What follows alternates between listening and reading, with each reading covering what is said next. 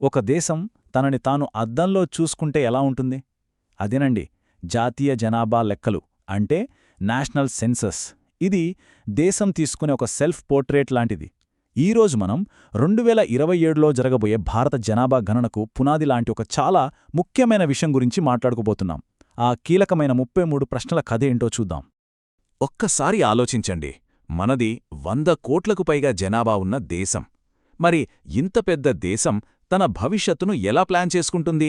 ఎక్కడ స్కూళ్లు కట్టాలి, ఎక్కడ హాస్పిటల్స్ అవసరం, ప్రజల అసలైన అవసరాలేంటి? ఇన్ని ప్రశ్నలు. మరి వీటన్నిటికీ సమాధానం ఎక్కడ్నించి వస్తుంది? దానికి సమాధానం ప్రతి ఇంటి తలుపు తట్టడంలోనే ఉంది.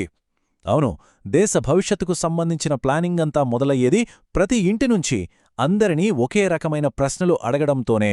ఈ ప్రక్రియ దేశ నలుమూలలా ఒకే విధంగా జరుగుతుంది. మరి ఆ ప్రశ్నలు ఎన్ని అనుకుంటున్నారు?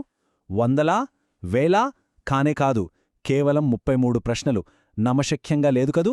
ఈ 33 ప్రశ్నలే మన దేశం యొక్క మొత్తం రూపురేఖల్ని, అంటే మన సామాజిక, ఆర్థిక, గృహనిర్మాణ స్వరూపాన్ని మన ముందు ఆవిష్కరించబోతున్నాయి.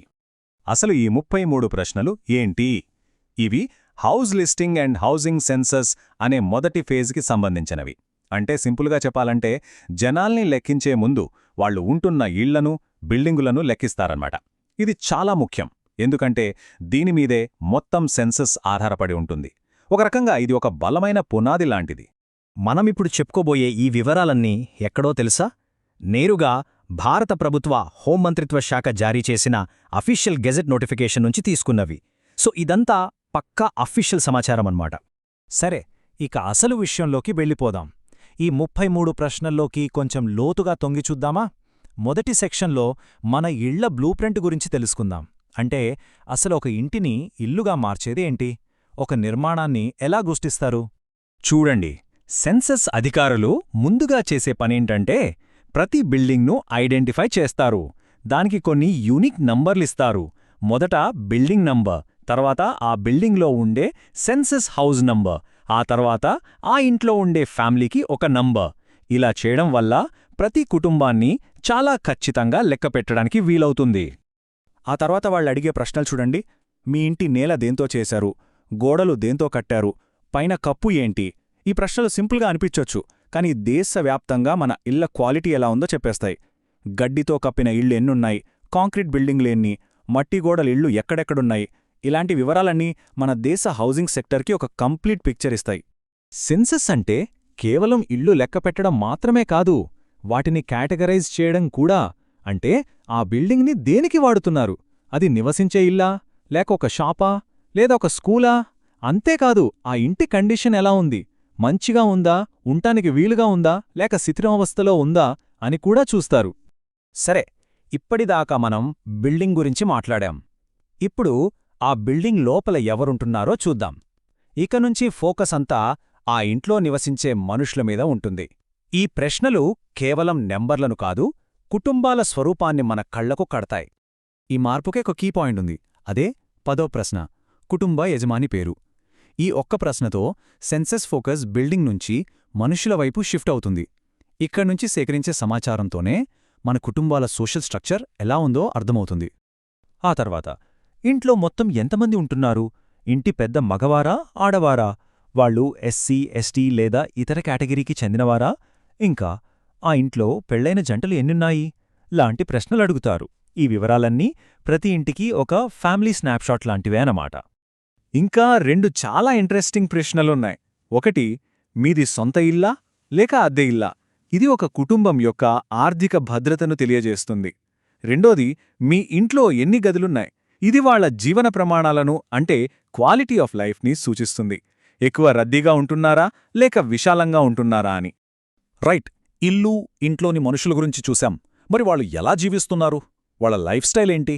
ఇప్పుడు మనం చూడబోయే సెక్షన్ ఒక కుటుంబం యొక్క జీవన ప్రమాణాలను డిఫైన్ చేసే సౌకర్యాలు, ఆస్తుల గురించి. ఇది ఒక రకంగా చెప్పాలంటే మోడ్రన్ ఇండియాకి అద్దం పడుతుంది. మనం ఎలా జీవిస్తున్నామో చెప్పే ప్రాథమిక ప్రశ్నలివి. తాగడానికి నీళ్లెక్కడ్నించొస్తున్నాయి? ఇంట్లో టాయిలెట్ ఉందా? వంటగది, గ్యాస్ కనెక్షన్ ఉన్నాయా? వంటకి ఏ ఇంధనం వాడుతున్నారు? ఇంట్లో కరెంట్ ఉందా? ఈ సమాచారమంతా జల్ జీవన్ మిషన్, స్వచ్ఛ భారత్ లాంటి ప్రభుత్వ పథకాలు కరెక్టుగా ఎక్కడ అమలు చేయాలో నిర్ణయించడానికి చాలా చాలా అవసరం. ఇక సౌకర్యాల తర్వాత ఆస్తుల విషయానికి వద్దాం. ఇక్కడ మనం టెక్నాలజీ అడాప్షన్ ఎలా జరుగుతుందో చూడొచ్చు. ఇంట్లో రేడియో లేదా టీవీ ఉందా? ఇంటర్నెట్, ల్యాప్టాప్ లేదా కంప్యూటర్ ఉన్నాయా? ఫోన్ ఉందా? అది స్మార్ట్ ఫోనా? అలాగే ప్రయాణానికి సైకిల్, స్కూటర్ లేదా కార్ ఏం వాడుతున్నారు? ఈ డేటా మన దేశం ఎంత కనెక్టెడ్గా, ఎంత మొబైల్గా ఉందో చూపిస్తుంది. సరే, ఇన్ని ప్రశ్నలడిగి ఈ డేటా అంతా తీసుకుంటారు కదా, మరి దాంతో ఏం చేస్తారు అని డౌట్ రావచ్చు. ఉదాహరణకు, ఇంటర్నెట్ యాక్సెస్ ఉన్న ఇళ్ళు ఎన్ని, ల్యాప్టాప్ ఉన్న ఇళ్ళు ఎన్ని అని చూపిస్తూ ఇలాంటి చార్ట్లు తయారు చేయొచ్చు. ఈ రెండింటి మధ్య గ్యాప్ని మనం డిజిటల్ డివైడ్ అంటాం. ఇలాంటి ఎనాలిసిస్ గవర్నమెంట్ పాలసీలు తయారు చేయడానికి చాలా కీలకం. ఇక చివరగా 2 చాలా యునీక్ ప్రశ్నలున్నాయి. ఒకటి, మీరు ప్రధానంగా ఏ ధాన్యం తింటారు? ఇది మన ఫుడ్ సెక్యూరిటీని, ప్రాంతాల వారీగా ఆహారపు అలవాట్లను అర్థం చేసుకోవడానికి హెల్ప్ చేస్తుంది. రెండోది, కమ్యూనికేషన్ కోసం ఒక మొబైల్ నంబర్ అడుగుతారు. ఇది డిజిటల్ గవర్నెన్స్లో ఒక భాగమన్నమాట. ఓకే, ఇప్పటిదాకా మనం ఆ 33 ప్రశ్నల గురించి చాలా వివరంగా మాట్లాడుకున్నాం. కానీ అసలు ప్రశ్న ఏంటంటే, ఇదంతా ఎందుకు? ఈ డేటా సేకరించడం వల్ల ఉపయోగమేంటి? Why does it matter? గుర్తుంచుకోండి, ఇది కేవలం డేటా కలెక్షన్ కాదు. ఇది ఒక దేశం తన భవిష్యత్తును ప్లాన్ చేసుకోవడానికి కావాల్సిన సమాచారాన్ని సేకరించడం లాంటిది. మనమిచ్చే ప్రతి సమాధానం ఒక పెద్ద పజిల్లో చిన్న ముక్క లాంటిది. అవన్నీ కలిస్తేనే మన దేశం యొక్క పూర్తి చిత్రం కనిపిస్తుంది, భవిష్యత్తుకు దారి చూపిస్తుంది. ఈ డేటా పాలసీలను ఎలా ప్రభావితం చేస్తుందంటే, ప్రభుత్వం తన డబ్బును ఎక్కడ ఖర్చు పెట్టాలి, సంక్షేమ పథకాలను ఎలా ప్లాన్ చేయాలి, అంటే ఏ ఊరికి కొత్త రోడ్డు వేయాలి, ఎక్కడ హాస్పిటల్స్ కట్టాలి, ఏ ప్రాంతాల వారికి ప్రభుత్వ పథకాలు ఎక్కువగా అవసరం, ఇలాంటి కీలకమైన నిర్ణయాలన్నీ ఈ డేటా బేస్ చేసుకునే తీసుకుంటారు. సో ఫైనల్గా చెప్పేదేంటంటే, ఇది కేవలం ప్రశ్నల లిస్ట్ కాదు, ఇది మన దేశ భవిష్యత్ ప్రణాళికలకు పునాది. ప్రతి ఇంటి తలుపు తట్టి సేకరించే ఈ సమాచారమే రేపటి భారతదేశాన్ని నిర్మించే బ్లూప్రింట్.